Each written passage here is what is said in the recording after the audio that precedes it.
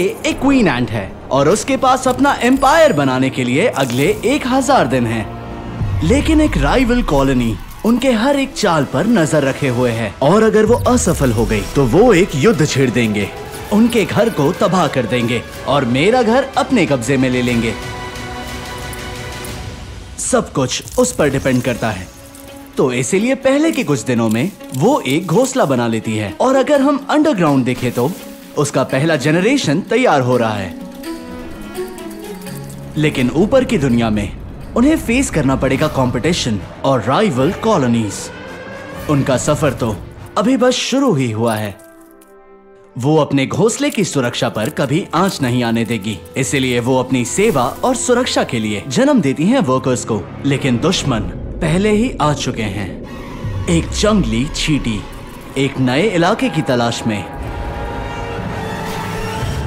ये जंगली कॉलोनी रहते हैं मेरे घर के खिड़कियों पर। Oh my God! काम करने वाली चींटियां तुरंत हरकत में आती हैं। वो एक दीवार बनाना शुरू कर रही हैं।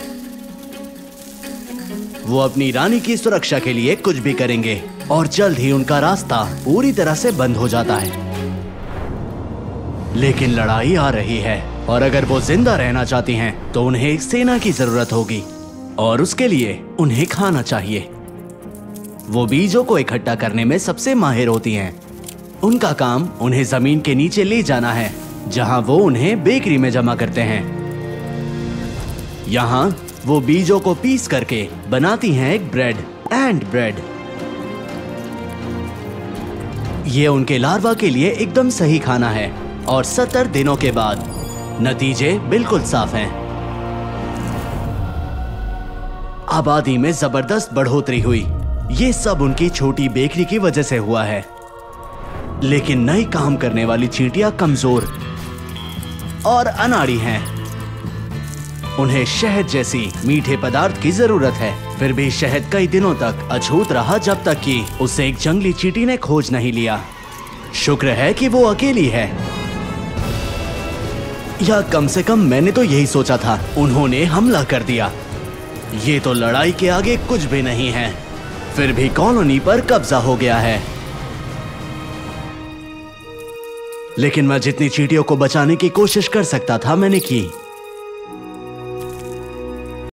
तो चलो फ्रेंड्स, देखते हैं कि ये कॉलोनी रेड चींटियों के होने वाला है या ब्लैक। तो फुल वीडियो देख लेना, चैनल को कर दो सब्सक्राइब। तो बढ़ते हैं वीडियो की तरफ।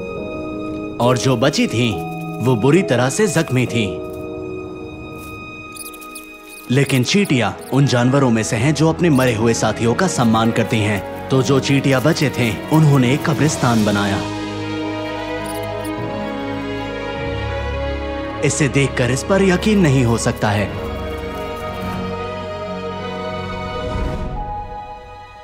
वो शायद लड़ाई हार गई होंगी, लेकिन क्या वो युद्ध जीत पाएंगी?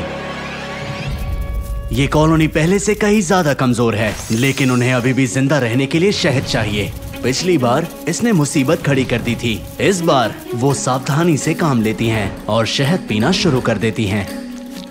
आप उनके जीभ देख सकते हैं जब वो इस शहद को पीती हैं। लेकिन फिर एक कमाल की चीज होती है। वो शहद को मिट्टी और मलबे से ढक रही हैं। ये अविश्वसनीय